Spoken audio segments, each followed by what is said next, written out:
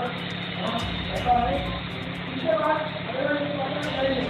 करना कैसे और कैसे में वो विभिन्न नीतियाँ जो मेहनत या स्ट्रेटजी जो रही है उसमें एक श्लोक आया है। उस श्लोक में जो बात कही गई है मैं उसको कोट कर रहा हूँ। इसमें बताया गया है अभी की बोध आचरण प्रचार का श्लोक तो बड़ा है, ये अध्याय 1 के श्लोक 3 में ये बात आई। तो ये महाकवि हंस द्वारा ये बात बताई गई है। इसका मतलब क्या है? इसका मतलब अभी की बोध आचरण और प्रचार यानी प्रसार, अभी की बोध और आचरण है अभ्यास और उसका आचरण प्रयोग ऐसा प्रसार प्रचारण। तो आज है, लेकिन इसमें से 4 वर्ष पहले से चल रहे हैं, हम ये बताना चाहते हैं। तो कुछ नया नहीं है, पुराना ही है। और जो पुराना अपना संस्कृति रही है, जो पुराना अपना इतिहास रहा है, उसमें बहुत सारी चीजें ऐसी थी जो आज हमारे सामने नए रूपों में आ रही है और वास्तव में वो बहुत अच्छी थी और उनका प्रयोग भाई हम तो जानते हैं कि जिस तरह से अपने पुराने किसी में जगह तमाम अपने ग्रंथ नष्ट किए गए, तमाम साहित्य खत्म कर दिया गया, लेकिन आज भी बहुत सारी चीजें ढूंढने को मिल जाती है जिन पर हम कर जाती है। इसकी 4 प्रमुख बातें जो है उसमें यह है कि सबसे पहले आता है कि क्या का मतलब है विषय प्रस्तुति से पहले हमको ये तय करना पड़ेगा कि हमको क्या करना है। भाई इसके जो स्टेप्स हैं उनमें सबसे पहला है क्या, हम क्या देना चाह रहे हैं, क्या पढ़ाना चाह रहे हैं, किस विषय को पढ़ाना चाह रहे हैं। तो इसमें विषय प्रस्तुति से पहले ये तय करना क्या पढ़ाना है और किस कक्षा में किस। दूसरा है कितना, हाउ मच, यानी पहला है क्या, दूसरा है कितना। कितने का मतलब है कि विद्यार्थियों के बौद्धिक स्तर के अनुरूप सिखाना, उसी के अनुसार पीरियड कराना, यानी कि कितना पढ़ाना, विद्यार्थी जिस स्तर के हैं, जितना हम उनको बताना चाहते हैं या जितनी बात को समझ सकते हैं उतना पढ़ाना। तो पहला है क्या, दूसरा है कितना, तीसरा है क्यों पढ़ाना। क्यों, तो क्यों में है आज तक जो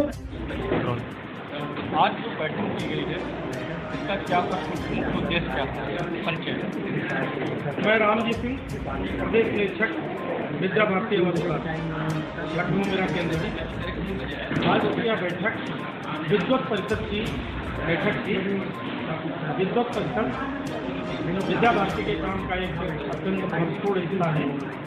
यह विद्वानों का संगठन है और विद्वानों का ऐसा संगठन जो देश और दुनिया के ज्वलंत मुद्दों पर, देश और दुनिया के लिए जो प्रासंगिक और आवश्यक मुद्दे हैं उन विषयों पर जो आवश्यक विचार हैं, जो क्रियान्वयन की आवश्यकता है, जिस प्रकार से व्यवहार होना चाहिए, उन विषयों को लेकर समाज में जाता है। जो विद्वत जन हैं उनकी समाज में स्वीकृति होता है। ऐसे लोग हैं जिन्होंने अपनी योग्यता के बल पर, अपने ज्ञान के बल पर, अपने शैक्षणिक या अपने परिश्रम के बल पर समाज में विशेष स्थान बनाया और इस नाते वे जब कोई विषय रखते हैं तो समाज उसको ज़्यादा तन्मयता से सुनता है, ज़्यादा ध्यान से सुनता है और उससे प्रभावित भी होता है, उसे स्वीकार भी करता है। इस नाते विद्या भारती के काम का यह जो विद्वत परिषद जैसा काम है, यह गतिशील हो, इसकी कार्यविधि बढ़े, इसकी क्रियाशीलता बढ़े और यह देश और समाज को जगाने में महत्वपूर्ण भूमिका निभाती है। इसके लिए यह बैठक है। आज का जो परिवेश है और जो आज के हमारे युवा हैं इनमें असमंजस की कोई स्थिति नजर आ रही है। ऐसा है कि जो अभी की परिस्थितियाँ हैं, देश की स्वतंत्रता के बाद जिस दिशा में देश को ले जाया गया वह भारत केंद्रित विचारों वाला दौर नहीं है। उसमें भारत को या भारत के लिए मॉडल अमेरिका या इंग्लैंड मॉडल के रूप में रखे गए। इस नाते यहाँ की जो भी प्रतिभा रही, जो भी तेजस्वी और प्रभावी लोग रहे, उनके लिए मॉडल अमेरिका बन गया और हर बात पश्चिम की नकल करना, पश्चिम की जीवन शैली का को स्वीकार करना और उसी को आदर्श मानकर उस दिशा में बढ़ना। इस नाते वर्तमान समय में युवाओं के सामने एक संभ्रम की स्थिति जरूर है। ऐसा समय जब भारतीय मूल्यों, भारतीयता और भारतीय ज्ञान परंपरा की बातें भी सामने आकर हो रही हैं, उस समय युवा थोड़ा कठिनाई में जरूर है। वो कई बार सोचता है कि एक पश्चिम के प्रगतिशीलता की बात सही थी, एक क्रांति की बातें सही थी, या भारतीय मूल्यों की बातें सही थी। थोड़ा ये समय ऐसा है, नौजवानों के सामने ये है। लेकिन हम ऐसा विश्वास करते हैं, विद्या भारती का विश्वास है कि हम जो कोशिश कर रहे हैं, हम प्रयत्न कर रहे हैं, और अभी सरकार ने जो राष्ट्रीय शिक्षा नीति लाया, उसके माध्यम से, उसके प्रभाव के कारण भी बहुत जल्दी ही इस देश की जो दिशा होगी वो भारत केंद्रित होगी। देश के नौजवान भारत केंद्रित विचारों की ओर आकर्षित होंगे, और भारतीय जो मूल्य हैं, जो वसुधैव कुटुंबकम के वास्तविक मूल्य हैं, वे मूल्य युवाओं में तेजी से स्वीकृत होंगे। ऐसा हमें दिख भी रहा है और हमारा ऐसा विश्वास है। परिचय बताइए। मैं डॉक्टर किरण जम्बार, अवध प्रांत की प्रांत प्रमुख विद्वत परिषद की। और आज हम लोग का जो मुख्य उद्देश्य था वो था कि एक हम लोग अपना आपस में चर्चा करके जो उसकी मुख्य एसओपी है कि हमको करना क्या है और हमने अभी तक किया क्या है।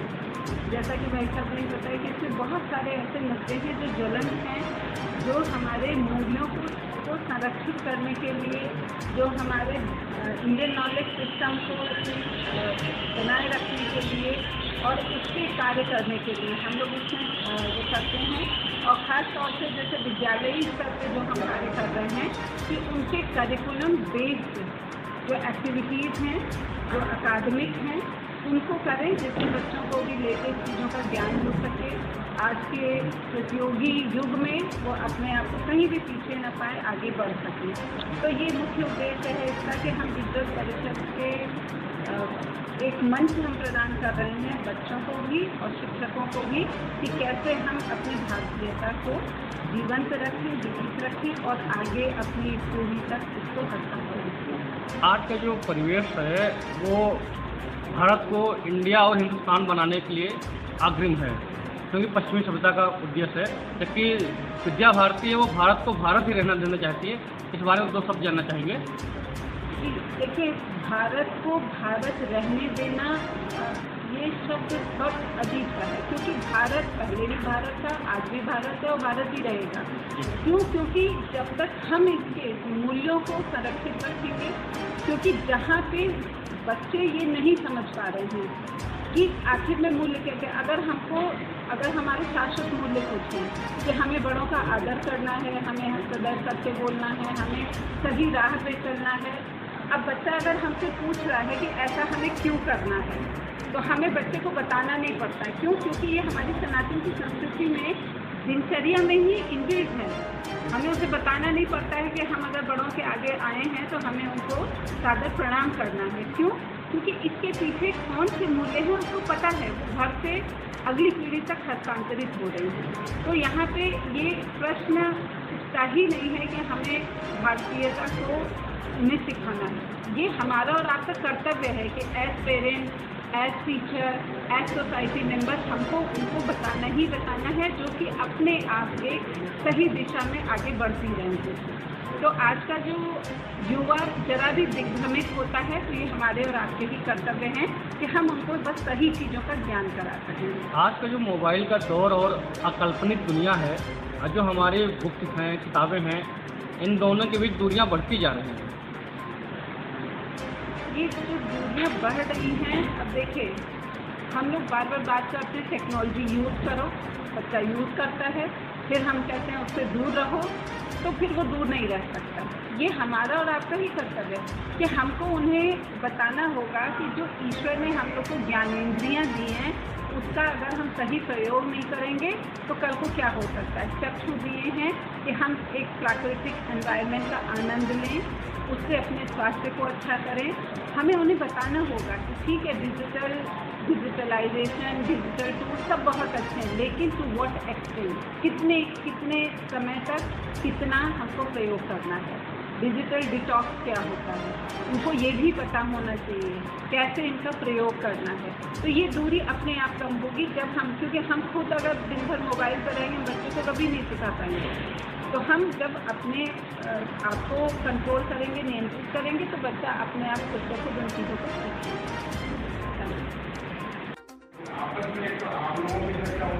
अरे यार हमको गए लगा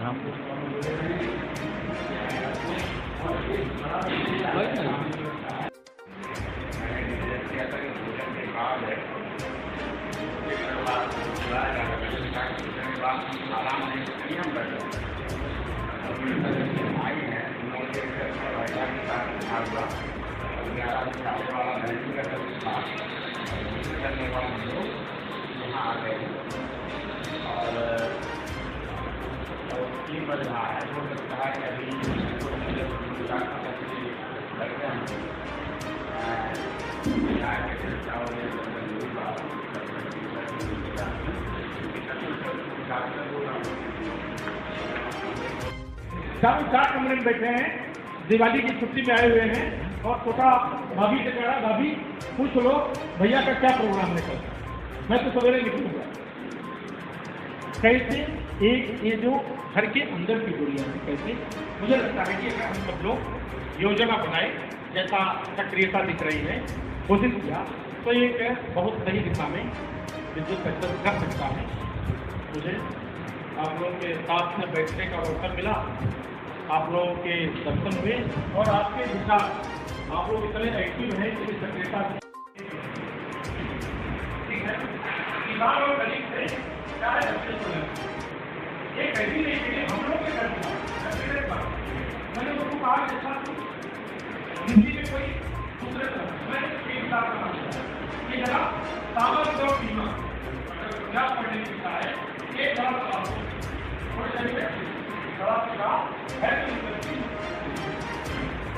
ठीक है ना।